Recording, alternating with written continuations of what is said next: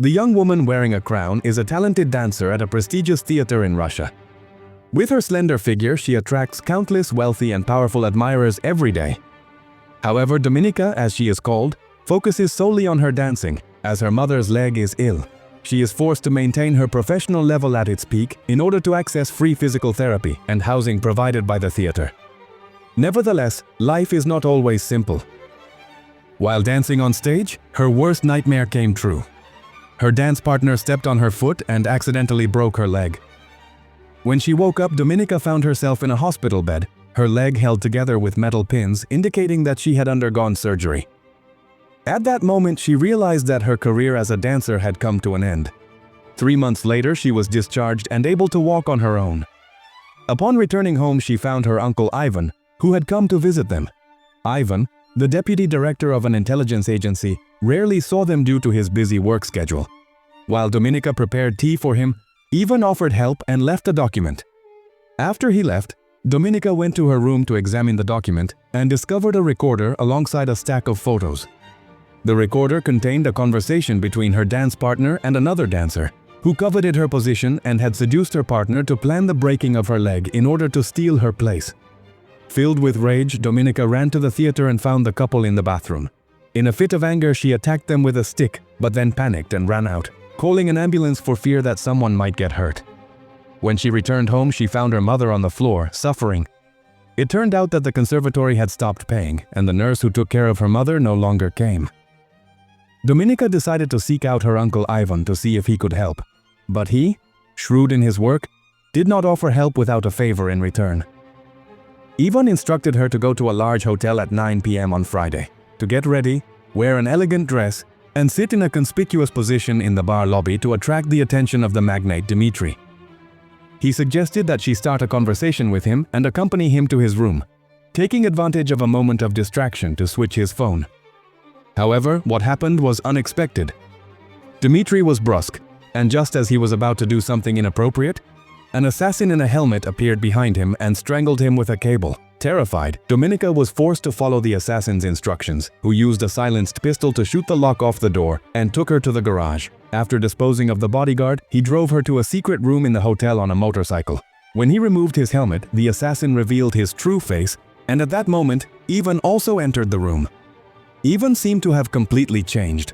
He was cold and ruthless.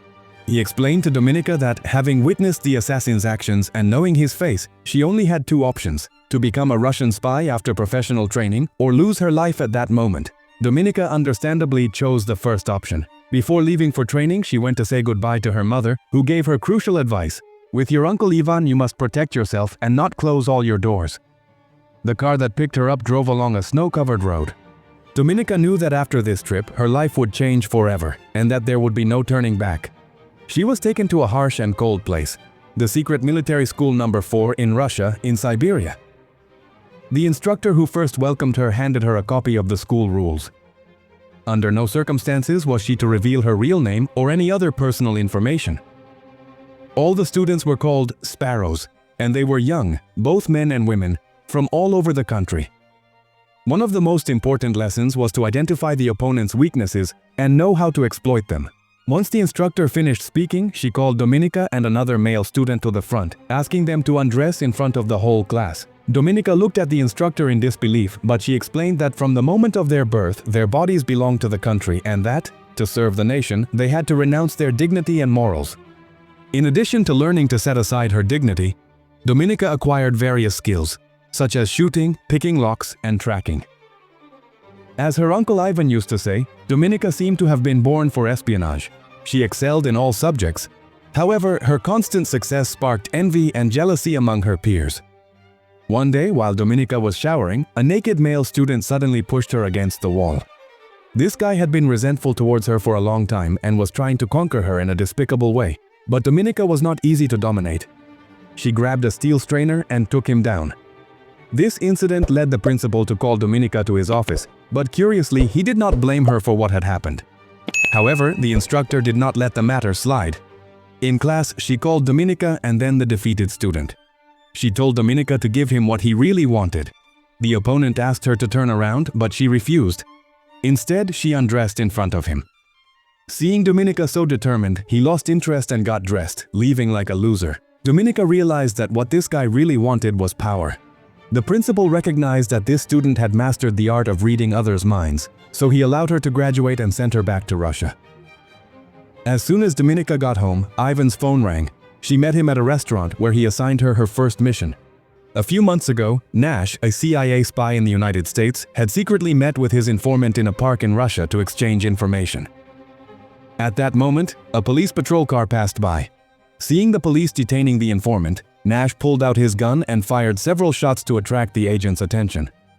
Thanks to this, he managed to rescue the informant and took refuge in the U.S. Embassy. Nash returned to the United States for a while. But now the Russian security agency had discovered that he was in Budapest, Europe. To find out who his informant was, Ivan decided to send Dominika to get close to Nash.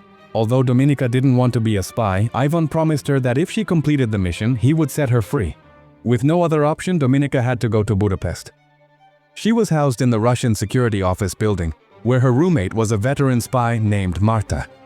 With years of experience, Marta warned Dominika that the station chief was a lecherous old man and that she needed to be careful when meeting him. As expected, Marta was right. Upon seeing Dominika, the station chief showed excessive interest, looking for opportunities to get close to her. However, Dominika was not interested in those lecherous men. Through the documents, she discovered that Nash liked to swim every day, so she decided to follow him from the pool. That night, she dyed her hair blonde, and the next day she registered for a card at the pool. While filling out the personal information, she hesitated for a moment and ultimately tore up the registration form with a fake name, but then wrote her real name, which was equivalent to revealing her true identity to the opponent. In a sexy swimsuit, she walked past Nash, deliberately attracting his attention. And when she got out of the pool, Nash unexpectedly called her. Nash had noticed Dominika's presence since the day before and realized that she had dyed her hair. This indicated to him that she was deliberately approaching him. Upon hearing this, Dominika got on the bus with a slightly tense mood, but soon a smile appeared on her face as the bus started moving. The next day, Dominika went to the pool as usual, but Nash was nowhere to be found. When she returned the key, the staff couldn't find her information form. It turned out that Nash had stolen her registration form, thus investigating Dominika's true identity. He then reported to his superiors, who discovered that she had been a dancer and, more importantly, that she was the granddaughter of the deputy director of the Russian security agency. Additionally, Nash suspected that Dominika was using her real name, which suggested she was hiding something. This led him to wonder if he could earn her trust. The following day, at an international wine reception, Nash ran into Dominika again, and they were both aware of each other's identities. They began to talk freely, and Nash made it clear that he wanted to be her friend, so they agreed to have dinner together the next day. That night, Dominika returned home and noticed that Marta was not in the room. She decided to search secretly and found a paper bag hidden in a crack in the wall. Inside were numerous intimate photos of Marta with an American woman, as well as a diary that mentioned this woman was the chief of staff for the U.S. Senate. At that moment, Dominika heard the sound of the door opening. Marta was back. Nevertheless, she took a moment to skim through a few more pages of the diary, discovering that Marta was about to carry out a $250,000 intelligence deal with this person in London. When Marta entered, Dominika slipped out of her room. Marta handed her a piece of paper, which turned out to be Dominika's refusal of the station chief's proposal to sleep with him. Thus, this petty man had directly reported to the Russian security agency that Dominika had made no progress. The following night, instead of attending dinner with Nash as she had promised, Dominika decided to secretly follow him to his house. Once she learned his address, she chose to confront him directly. She tried to squeeze out some fake tears and rang Nash's doorbell, attempting to seduce him with her beauty. However, to her surprise, Nash didn't fall for her trap. He even suggested that she think carefully about what she really wanted. For the first time, Dominika tasted failure as she struggled to understand other people's psychology, and she could only ask Nash to meet again the next day. The next day, Dominika waited at the pool for a long time, but Nash didn't show up. With no other options, she decided to return to Nash's house. Using her lockpicking skills, she managed to get into his room. She searched the house but found nothing useful. Just as she was about to leave, she noticed 2 wine glasses from the previous night still on the table and took the glass with Nash's fingerprints. Upon returning, she was surprised to see that Ivan had arrived, a result of the station chief's betrayal. Since Dominika hadn't made any progress with Nash or obtained useful information, she told Ivan about Marta's upcoming $250,000 deal with the Americans in a panic. At the same time, she lied, saying that this was something she and Marta were doing together, and asked Ivan to give her $250,000 up front. Ivan understood that this information could be valuable, so he decided to let Dominika go temporarily. As she was about to leave, Ivan remembered that he had forgotten his coat. Dominika offered to go find it and accidentally discovered Ivan's passport, quickly memorizing the number. After saying goodbye to Ivan, she turned around and found Marta pointing a gun at her. It turned out that their conversation had been overheard. Marta asked Dominika why she wanted to take away the target that had taken her over a year to secure. Dominika knew that Marta wouldn't be able to come up with such a large sum as $250,000, but she had the ability to make the director of the Russian security office pay the money to help her complete the deal. Intrigued, Marta wanted to know why Dominika was willing to risk her life to fulfill the mission, so Dominika revealed that she had seen the assassin under Ivan's orders in the past. She warned her not to tell anyone. If it got out, she would undoubtedly be silenced, but her actions could indirectly harm Marta. After this storm, Dominika headed to the train station to buy a ticket to Vienna. Then she approached the entrance of a local bank. Through the glass door, she targeted a young employee who seemed quite inexperienced. When the bank closed, Dominika pretended to rush in to open a new account, and the person in charge of closing the door was exactly the employee she had chosen. When a vulnerable beauty invited him for coffee and to fill out the account registration, the socially inexperienced young man accepted. Meanwhile, Marta went to find the station chief at the intelligence office. Still resentful, she revealed Dominika's weakness. That night, Dominika returned to her apartment in Budapest and noticed that Marta was not in the room. The bathroom door was ajar, and to her horror, she discovered that the assassin who had killed the magnate Dmitri had been there. Marta had been brutally murdered. The assassin spared Dominika's life because she was Ivan's granddaughter, but warned her that if anyone else found out he had killed Dmitri, she would be the next one in the bathtub. After the local police investigated, they found no useful information, so Dominika was released. The person waiting for her at the police station was Nash. It turned out he had received a report from his teammates in recent days. The important news he received this time was that Dominika was a Sparrow spy, secretly trained by Russia. Nash confronted Dominika directly, comparing the differences in intelligence structures between Russia and the United States and condemning the ruthless and insensitive aspects of the Russian security office towards its own people. He hoped to convince Dominika to switch sides and join the CIA. He assured her that he would protect her as he had protected his informant. Dominika felt somewhat swayed by that statement and ultimately agreed to work for the CIA. Nash took her to the CIA safe house in Budapest, where two executives were waiting for her. For security reasons, they placed a lie detector on Dominika and asked her numerous questions to determine if she really wanted to join the US government. However, this type of test proved ineffective for a well-trained spy. After the test, Dominika also set her own conditions.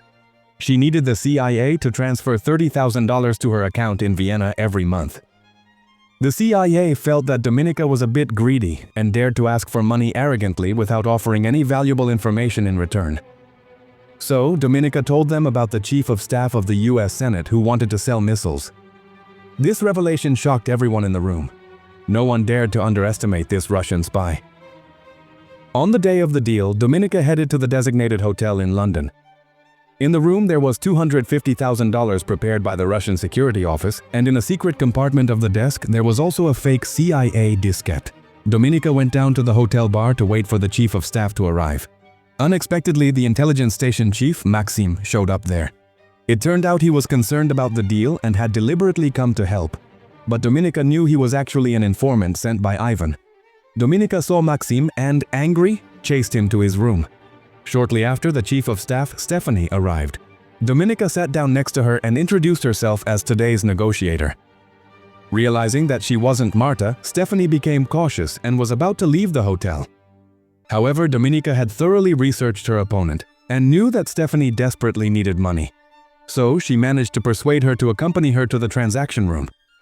When Stephanie saw a bag full of money, her distrust faded, and she handed Dominika the diskette with the information.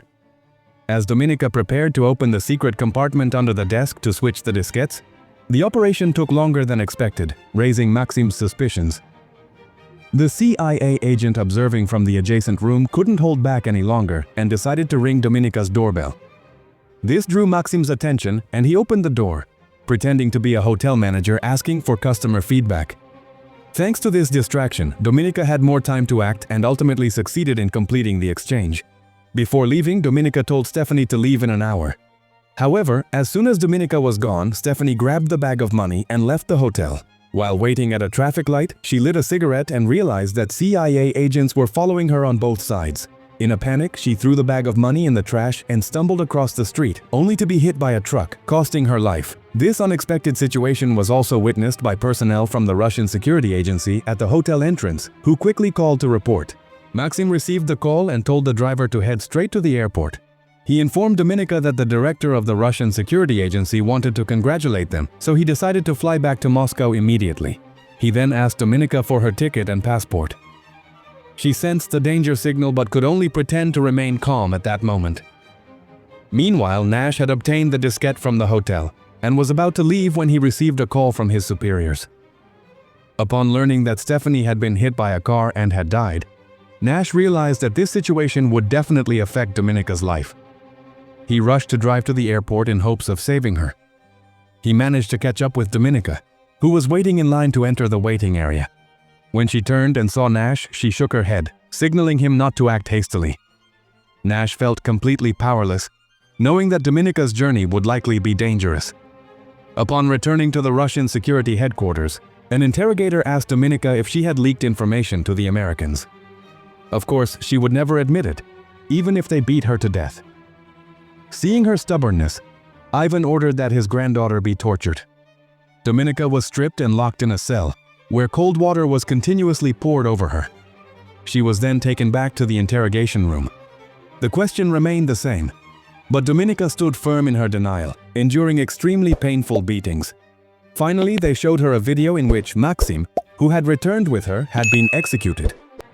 The interrogator pulled out a gun behind her and asked the question one last time, but Dominika continued to deny everything. When he pulled the trigger, the gun didn't fire because it was empty. At that moment, Ivan confronted Dominika and demanded that she tell the truth.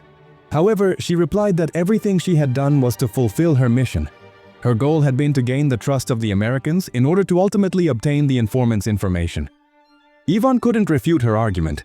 As for a Sparrow, doing whatever it took to complete the mission was normal.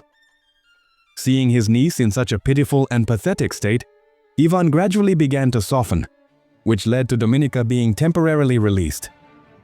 When Ivan reported the situation to the director, both he and the school director suspected that Dominika was deceiving him. This pressure on Ivan led him to declare that if he found evidence of Dominika's betrayal, he would personally take care of eliminating her. At that moment, Dominika returned to Budapest and reunited with Nash. She knew he wouldn't reveal the name of the informant, which meant that, in the end, her fate was sealed. Dominika decided she needed protection and requested more money. She wanted the $250,000 transferred to her account in Vienna. Nash agreed to all her demands. In the end, he felt defeated by the Russian girl in front of him, and the inevitable happened. When Dominika woke up in bed, Nash was nowhere to be found. Upon opening the kitchen door, she found the assassin strangling Nash with a cord. Dominika immediately understood the situation and decided to cooperate with the assassin to tie Nash's hands. The assassin temporarily loosened the cord, but pulled out a bag of skinning tools, specialized for replacing the skin of burn patients in hospitals. His intention was to torture Nash slowly until he revealed the name of the informant. Dominika watched with an impassive expression as the assassin tortured Nash, even helping him hold Nash down. Seeing that Nash refused to speak, she asked the assassin to hand her a tool. Taking advantage of a moment of distraction, she suddenly attacked the assassin.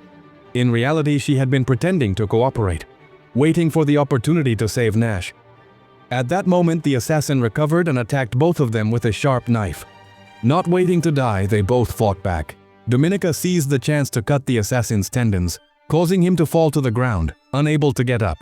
Seeing this, she lunged at him to end his life. When Dominika woke up, she found herself in a hospital bed. Her health was no longer a concern. But the most pressing dilemma now was what to do next. The assassin's death had made it clear that he had definitely betrayed them. At that moment, the director suddenly appeared before her. Dominika thought he was there to kill her, but he revealed that he was the informant. His wife had cancer, but the Russian government wouldn't allow an American doctor to operate on her, which led to her leaving him shortly after. This was the reason for his betrayal, but he was tired of living that way. Seeing Dominika's potential to take over his job, he suggested that she expose him. That way she could continue living, and he could be replaced while continuing his work for the CIA. Thanks to this crucial turning point, Dominika decided to take action. First, she turned herself into the police in Budapest, admitting that she had killed the assassin and requested to meet with the Russian embassy. During her meeting with the embassy representatives, she asked to speak directly with the head of the Russian security agency. She wanted to inform them of the name of the internal target and use that information to negotiate for her life. Dominika revealed the name of the mole to the director over the phone. Meanwhile, the director returned home and, without closing the door, sat down on the couch, calmly waiting for someone to arrest him. The police transported Dominika to the airport, where the CIA had been waiting for a long time. Nash watched her silently, disappointment in his eyes. This woman had finally completed her mission. At that moment, a Russian helicopter flew over the area and brought in the spy. When Nash asked the Russian side to remove the hood for identification, he was surprised to find that the person they brought was not the director, but Ivan. In that instant, Nash realized that Dominika had deceived them, but he couldn't reveal the truth at that moment. They confirmed that he was the target they wanted to exchange. It turned out that the name Dominika had provided to the director was not the director's but her uncle Ivan's.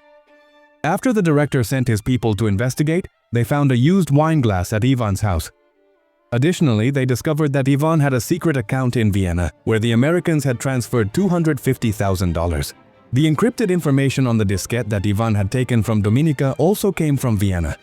A series of evidence left Ivan with no way out. At that moment, Ivan whispered his last words into Dominika's ear and then continued walking toward the Americans. However, Russia could not allow a traitor to leave unscathed. They had long been ambushing Ivan to shoot him in the head. Dominika was taken back to Russia, where she became a new generation of patriotic hero. The director, satisfied, sat down and applauded her. Thus, Dominika replaced her uncle and became the head of the Russian security office. At the same time, she transformed into the main double agent Sparrow, continuing her game between Russia and the United States for her survival. She knew she had to keep playing this game.